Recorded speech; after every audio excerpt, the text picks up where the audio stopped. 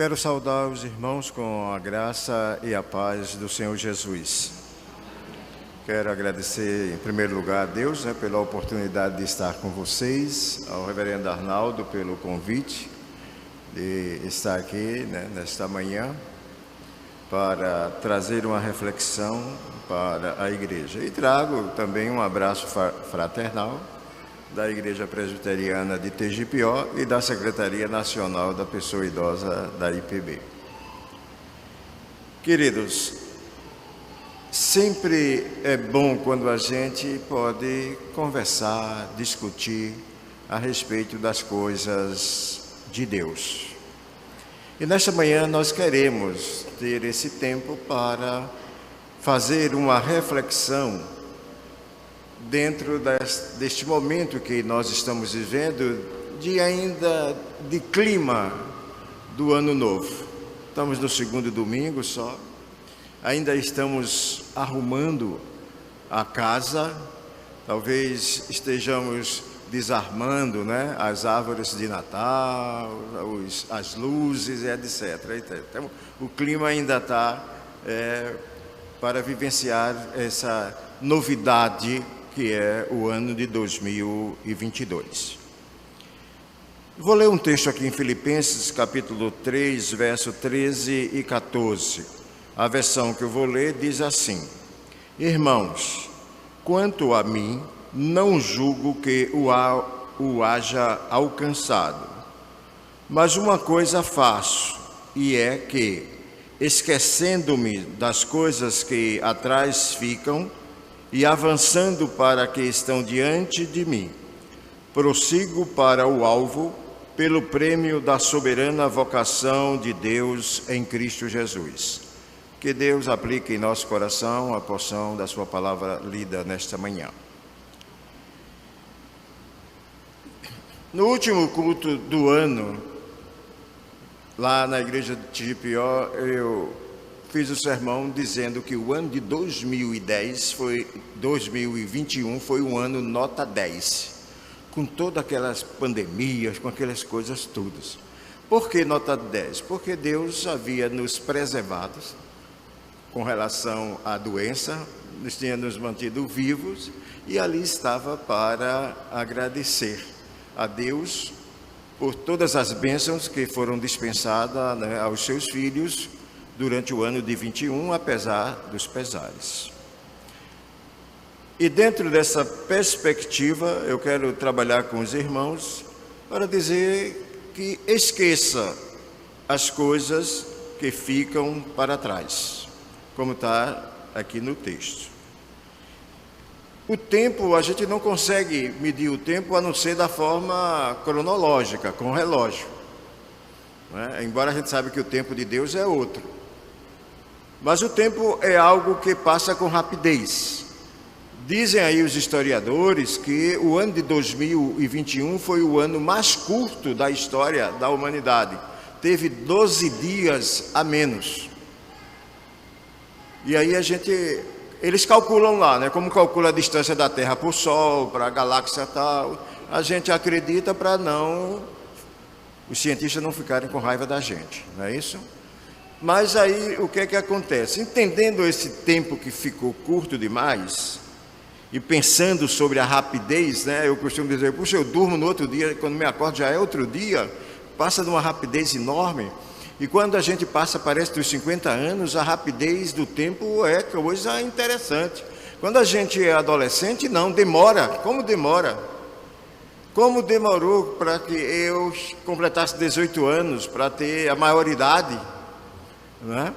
Mas depois dos 50 parece que a descida é a ladeira mesmo, tá entendendo? É bem rápido, é bem rápido. E pensando um pouco nesse tempo que passou, me lembrei de uma poesia de Olavo Bilac sobre o tempo.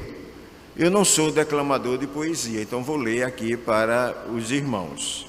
A poesia diz assim: sou o tempo que passa sem princípio, sem fim, sem medida. Vou levando as vaidades da vida. A correr de segundo em segundo, vou formando os minutos que correm. Formo as horas que passam no mundo, formo os anos que passam e morrem. Ninguém pode evitar os meus danos, porque aí ele vai dizer, trabalhe porque a vida é pequena e não há para o tempo demoras. Não gaste os seus minutos sem pena. Não faça pouco caso das horas. E reflete muito bem essa nossa vida com relação ao tempo. E certamente quando chega um ano novo, se traz, nesse bojo desse novo ano, várias expectativas de esperança e esperança de um futuro melhor. Veja que os votos sempre é o quê? Ou são o quê? Feliz ano novo, próspero ano novo.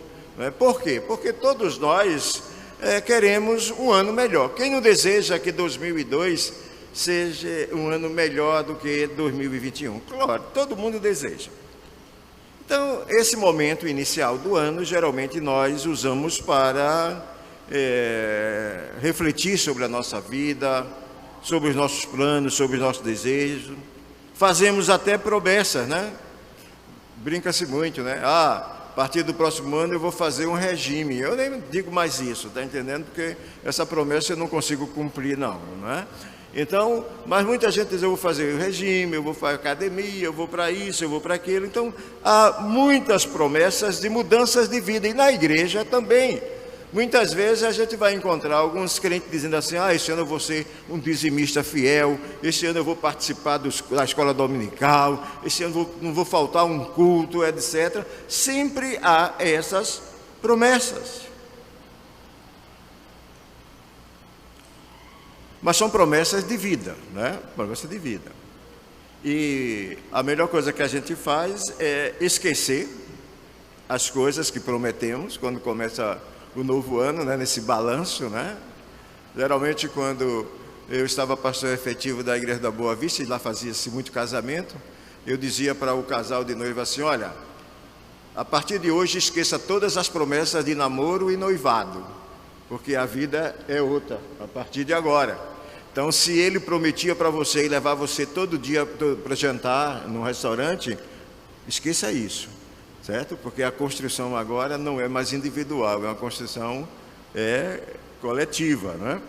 Então, precisamos entrar nessa questão de novos alvos, de novos desejos, de novas promessas, de forma bem definida e sem ficar olhando para trás. Eu uso muito a expressão que a gente olha para o passado como quem dirige um carro. Dá uma olhadinha no retrovisor e tira a vista, porque se você ficar o tempo todo olhando para o retrovisor, você não vai para canto nenhum. Então, o passado é dessa forma que a gente tem que olhar para ele.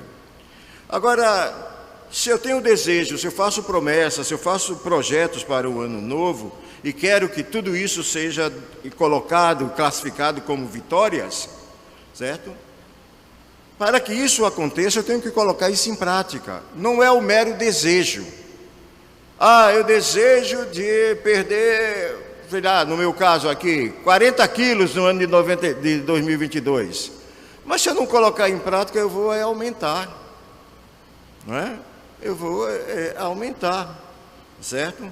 Então, na nossa vida, nós precisamos ter o desejo, ter a determinação e colocar isto em prática, porque não adianta só desejar. Se a gente for só desejar, não vai sair do canto nenhum. O ano de 2022 vai ser a mesma coisa e você já vai ficar pensando no ano de 2023. Então, precisamos mais do que nunca, queridos, mudar hábitos, né, na nossa vida. Nós temos que sair desse mundo imaginário para vivenciar a realidade. E por que isso? Porque nós precisamos sair do imaginário para viver a realidade. Um ponto é o seguinte, não fique pensando no passado. A palavra do Senhor diz assim, mas uma coisa faço, esquecendo-me das coisas que para trás ficam. Quem olha para trás não é digno de pegar no arado, e o maior exemplo disso é a esposa de Ló, olhando para trás. Quando Paulo escreveu essas palavras, com certeza ele não estava mandando que nós devemos esquecer as coisas boas que aconteceram na nossa vida, no passado. Ele não está pedindo isso. Como também creio que ele não está mandando que você esqueça os aniversários dos familiares, dos amigos, dos momentos felizes da sua vida. Ele não está olhando para isso. Aliás, há muitas coisas que mantemos em nossas lembranças, como o primeiro dia de trabalho, da faculdade, de casado, né? Isso são coisas que a gente também não vai esquecer, né? Não vai esquecer. Mas Paulo diz que devemos esquecer algumas coisas. E acredito que ele está orientando, que a gente devemos esquecer tudo aquilo que nos afasta de Deus. Tudo aquilo que nos afasta de Deus, esqueça. Porque existem lembranças que podem nos afastar de Deus. Afastar de Deus. Um senhor testemunhava em um programa de TV que mesmo depois de ter uma vida no mundo, uma vida mundana, e ele se converteu, e a sua esposa não acreditava na sua mudança de vida. E era uma mulher que vivia de forma amargurada, com as lembranças das traições passadas, das infidelidades e etc. Então ela não acreditou na mudança de vida dessas pessoas. Imagine, sem perceber, aquela esposa causava lembranças dolorosas do passado. E por isso que muitas vezes é necessário que nós precisamos pedir a Deus forças para esquecer essas lembranças que produzem decepção, ressentimento e amargura. Isso não só na família não, às vezes é no trabalho, é nos amigos, é nas igrejas, na igreja. Porque tem às vezes que a gente se decepciona, fica ressentido e fica amargurado. Mas a gente deve esquecer essas coisas, não é? Esquecer, para não continuar convivendo com o inimigo, certo? Não continuar vivendo com o inimigo. Porque, queridos, para termos vitória sobre nossas lembranças ruins, devemos pedir que Deus nos ajude a esquecê-las, pois certamente essas lembranças ruins, elas tiram a nossa paz e a nossa comunhão com Deus. Alguma coisa que foi ruim para você nesse ano que passou, passou, não existe mais. Tem lembranças que te podem fazer sofrer ou não, certo? Então, esqueça essas coisas. Paulo está mandando fazer isso. As coisas que nos afastam de Deus. Eu perdi um parente. E por que Deus, né? As pessoas às vezes querem questionar Deus. Veja, a Bíblia relata que após 4 dias, né, do enterro de Lázaro, Jesus chegou em Betânia. E ao ver Jesus, Marta ali, aflita, angustiada, ela disse: Senhor, se tu estivesse aqui, meu irmão não teria morrido. Olha o sofrimento de Marta. Esse sofrimento dela fez com que ela esquecesse algo muito importante na vida cristã. E esse algo muito importante é que Deus sempre está presente em todos os momentos de nossa existência, inclusive naqueles mais difíceis. Ela esqueceu isso. Se tu estivesse aqui, né? Ela não entendeu a soberania de Deus. Amados, muitos crentes, muitos dos nossos irmãos pensam do mesmo jeito de Marta. Acredita que em algum momento ou nos momentos mais difíceis dos anos, passaram sem a presença de Jesus. E quando eu falo qualquer coisa relacionada a isso, eu me lembro daquele poema Pegadas sobre Areias. Eu acho que vocês conhecem, né? Quem tem mais de 20 conhece esse poema aí. Que no momento mais difícil, né? Para quem não conhece o poema, a pessoa reclama: no momento mais difícil eu estava sozinho, porque eu olhei para trás e só vi 2 pegadas. E Jesus diz para a pessoa: é porque eu estava te carregando no colo. E é assim que acontece na nossa vida. Deus sempre está presente, mesmo nos momentos mais difíceis. Está lá escrito em Gênesis: eis que estou contigo e te guardarei por onde quer que fores, e te farei voltar a essa terra, porque não te desampararei, até cumprir eu aquilo que te hei referido. Isaías vai dizer que quando passares pelas águas, né? Deus dizendo, ele relatando a revelação divina: quando passares pelas águas, eu serei contigo. Quando pelos rios, eles não te submergirão. Quando passares pelo fogo, não te queimarás, nem a chama arderá em ti. E Jesus vai dizer: e certamente estarei convosco até a consumação dos séculos. Deus estava conosco em 2021. Isso nos dá força e confiança para afirmar que Ele está conosco em 2022. E vai estar conosco até o dia em que Jesus Cristo voltar, ou Ele nos chamar à sua presença. Então esqueça as coisas que passaram. O versículo ainda nos leva a entender que é para frente que se anda. Quando eu era menino, minha mãe dizia que quem anda para trás é como caranguejo. Eu já tentei às vezes decifrar aí o enigma, né? Mas ela dizia isso. Então é para frente. Veja, o versículo diz: e avançando para as coisas que estão diante de mim. Às vezes nós temos a mania de dizer: correr atrás do prejuízo. O prejuízo já passou, quem é que vai correr atrás de prejuízo? A gente vai correr atrás de lucros e não de prejuízo. É hora de avançar. Às vezes, quando terminamos algo, a gente diz assim: se eu tivesse feito isso de outra forma, talvez ficasse melhor. Quantas vezes não ficamos arrependidos com coisas que falamos, com coisas que fazemos, e que se tivesse possibilidade de entrar na máquina do tempo, a gente entraria para corrigir as nossas falhas. Mas o tempo é uma estrada de mão única.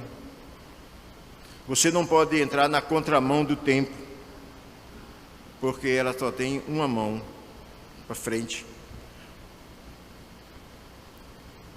Quando Deus diz: eu sou o que eu sou, né? É o presente contínuo ali. É porque não existe o passado, nem existe o futuro, só existe o presente. O passado já passou. O futuro você não conhece, mas o presente você conhece. Então precisamos, entender que no trabalho da igreja, se você não teve a oportunidade de fazer alguma coisa no ano que passou, se coloque à disposição. Sabe por quê? Porque todos vocês foram chamados com um propósito. E o propósito não foi ficar sentado no banco, nem simplesmente dando dízimo, nem simplesmente orando, mas todos vocês são segmentos de Jesus Cristo. Assim como o Pai me enviou, eu vos envio. Isso significa que nós recebemos dele essa função. Ele é a luz do mundo, mas ele disse para nós: vocês são a luz do mundo. Ele disse também que nós somos o sal. Não é para salgar, porque quando salga, estraga, mas é para saborizar a vida das pessoas. Então a igreja tem essa função. Afinal, cada dia de vida que nós recebemos de Deus, as coisas estão diante de nós. E a Bíblia revela que Deus sempre está colocando coisas valiosas diante de nós. Veja, Deus está colocando coisas valiosas diante de nós. Não são pequenas coisas não. Porque a missão de pregar o Evangelho, de anunciar o reino, é algo extraordinário, não tem preço. O valor é tão grande que não tem preço. Olhando um pouco, né, na história bíblica, na narrativa bíblica, nós vamos verificar, né, que ao rei Davi, Deus prometeu alguma coisa. Disse: tua casa, o teu reino serão firmados para sempre diante de ti. Deus colocou diante de Davi a possibilidade de ter a sua casa restaurada e o seu nome também restaurado. Em Hebreus nós lemos assim: corramos com perseverança a carreira que nos está proposta, olhando firmemente para Jesus, o autor e consumador da nossa fé. Deus colocou Jesus diante de nós. E nós precisamos caminhar nesta vida sempre olhando para Jesus que está em nossa frente. Não tenha saudade do Éden, do paraíso. Não tenha saudade. Agora tenha a esperança da Nova Jerusalém. Aí é para frente que a gente olha. Então esse ano está se iniciando. Avance em maior comunhão com Deus, com os irmãos. Procure ter a sua vida de compromisso com a igreja, porque vocês foram chamados e escolhidos por Deus para ter um compromisso com o reino. E esta igreja aqui, a Igreja Presbiteriana de Areias, ela faz parte do plano de Deus, e vocês fazem parte também deste plano de Deus para a realização dos trabalhos do reino aqui, nessa localidade e em outras localidades, a quais Deus revelar que vocês, como igreja, devem atuarem. Veja, no versículo 14 diz assim: prossigo para o alvo, para o prêmio da soberana vocação de Deus em Cristo Jesus. Por isso, queridos e queridas, tenha alvos definidos. Tenha alvos definidos. Se você está querendo atingir algum alvo, cumpra. Não esqueça, não desista, não desanime. Às vezes nós entramos na nossa vida com a fábula de Cícero, né?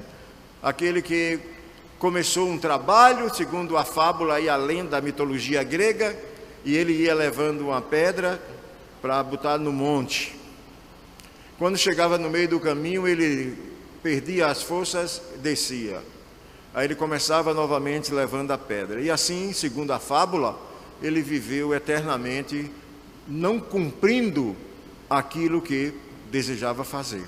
O nosso desafio é cumprir os alvos definidos em que Deus, né, você tenha colocado Deus como o Jeová Nissi. Deus é a sua bandeira. Quem é militar vai entender essa linguagem. Geralmente na frente do batalhão vai um soldado com a bandeira do regimento. Ele vai na frente, guiando. O Jeová Nissi é esse, é aquele que guia a nossa vida cristã. Por isso tenha alvos nítidos no Senhor, porque sem Ele nada podemos fazer, diz a palavra. O apóstolo Paulo dá exemplo disso, não é? Ele tinha alvos claros. Assim corro também eu. Olha Paulo dizendo, assim corro também eu. Não sem meta. Assim luto. Não como desferindo golpes no ar. Ele escreve aos Coríntios dizendo isso. Veja, ele diz que corre, que tem meta e não perde o seu tempo. Dar murro no ar aqui é perder tempo. Perder tempo. Então, nós precisamos entender os conselhos bíblicos para os nossos projetos. Quem tem alvos de Deus deve ter sempre disciplina para alcançar. Né? E ele continua, Paulo, dizendo, né? Subjugo o meu corpo e o reduzo à escravidão. Isso é disciplina. Isso é disciplina. Para sermos vencedores, ou para ser vencedor, o atleta precisa treinar diligentemente e até mesmo se submeter a sacrifício. Pode ter a certeza, eu nunca vou correr 100 metros rasos. Está entendendo? Eu nunca vou correr 100 metros rasos, a não ser que seja em 3 horas, né? Mas naqueles minutinhos que as pessoas, né? Mas eles fazem isso por quê? Porque tem disciplina esportiva, treina, né? Treina. Então, para sermos vencedores na vida cristã, nós precisamos ter Deus como nossa bandeira, mas precisamos também ter disciplina. Às vezes a gente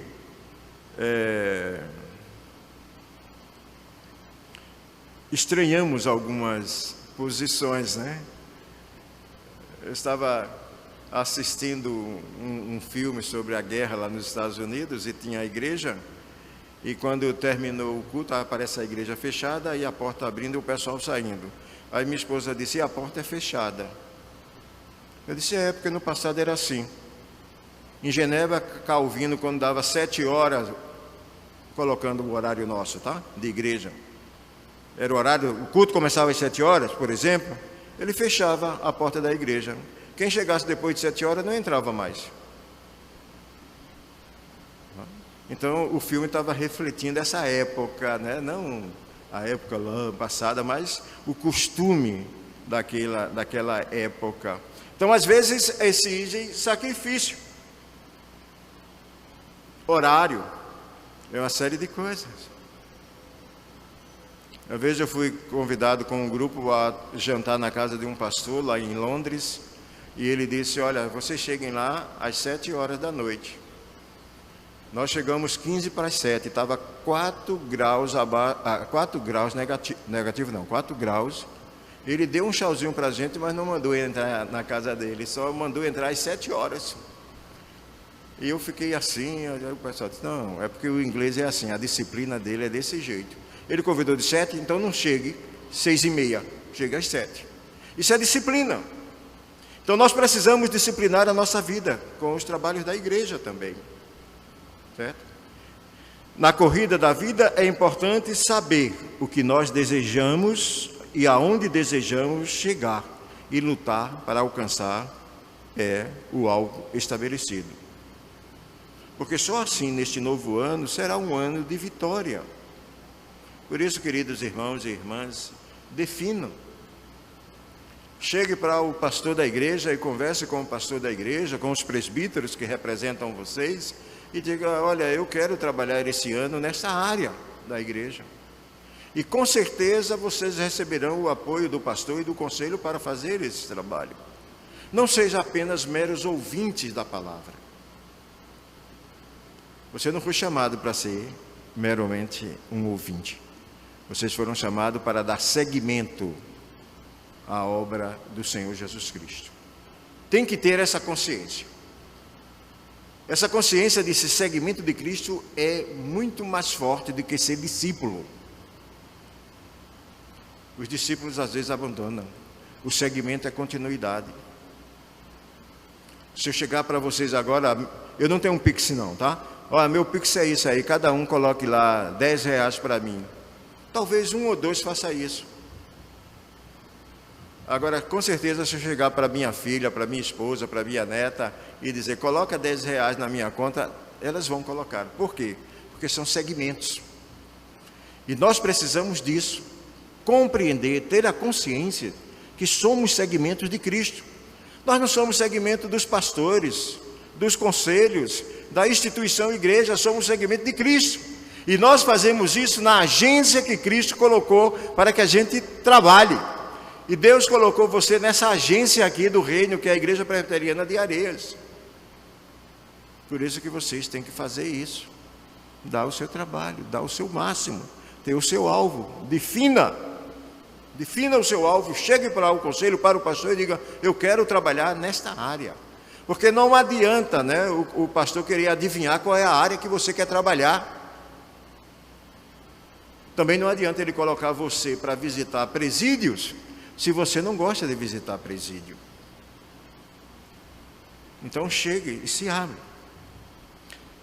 Queridos, quero concluir dizendo que nesta época de Ano Novo, é uma época muito propícia às previsões esotéricas que nós rejeitamos.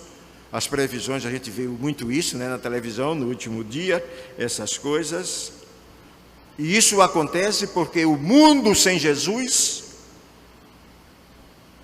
está muito preocupado com as coisas materiais e não com as coisas de Deus. Muitos ficam excessivamente preocupados com o futuro. Para nós, o futuro a Deus pertence. A Deus pertence. Não fique preocupado com o futuro, mas faça alvo, crie alvos, procure atingir esses alvos. Não se preocupe demasiadamente como o mundo faz com os dias. Lembrando-se, e repito, o futuro pertence a Deus. Por isso, queridos, relembrando aqui as palavras do apóstolo Paulo no texto que foi lido, né? Irmãos, quanto a mim, Paulo, não julgo que haja alcançado. Não está completo, tá certo? Não está completo. E às vezes eu digo isso para os idosos, né? Ou para a família dos idosos. As pessoas pensam que os idosos são completos. Não são, são pessoas carentes. São pessoas ainda incompletas. Então Paulo está dizendo, não julgo que haja alcançado. Ainda há coisa para fazer. Esquecendo-me das coisas que ficaram para trás. Veja a vida de Paulo, o que ele passou. Mas ele está sempre avançando. Já no envelhecimento, ele diz assim, se oferece a Deus como libação ao Senhor. A libação é o derramado do vinho sobre o altar antes do sacrifício. Paulo está dizendo assim, mesmo no envelhecimento, eu quero ser útil a Deus. E ele diz, prossigo para o alvo. E a gente vai vendo nas cartas de Paulo que ele fez isso, ele teve dificuldade de escrever. Aí ele dizia, eu escrevo com letras grandes. Depois ele não conseguia mais escrever, disse, alguém está escrevendo por mim. Mas por quê? Porque Paulo tinha alvo. Ele prosseguia para o alvo. E como prêmio, ele vai dizer lá em Timóteo, que receberá a coroa, o galardão, que Deus tem preparado para aqueles que acreditam nele, em outras palavras, né? Que acreditam na ressurreição, na vida eterna. Que Deus, pois, nos abençoe e nos motive para que este ano nós sejamos cada vez mais presentes no trabalho da igreja, participantes nos momentos da igreja, que a gente tenha a fidelidade não só como dízimo, mas a fidelidade do compromisso espiritual com Deus e eclesiástico com a nossa igreja. Que Deus, pois, abençoe vocês.